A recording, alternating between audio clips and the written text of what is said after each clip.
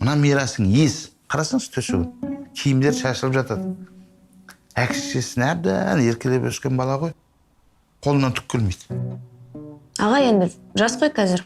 Жоқ, ол жасы қой, бірақ та ол қазірден бір басын аламай жүрген бала ертең бала-шағасын қайтып бағады. Білмеймін. Аға, бұны маған не үшін айтып тұрсыз? Не үшін болында? Не үшін? Өзі де сен айналшақтап шықпайтын да, ол жақындамай қойсын соған.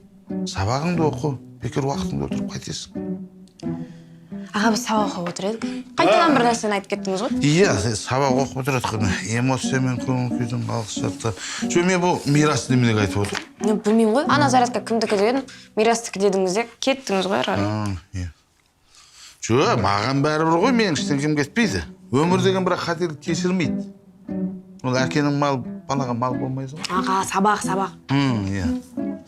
Оқиық.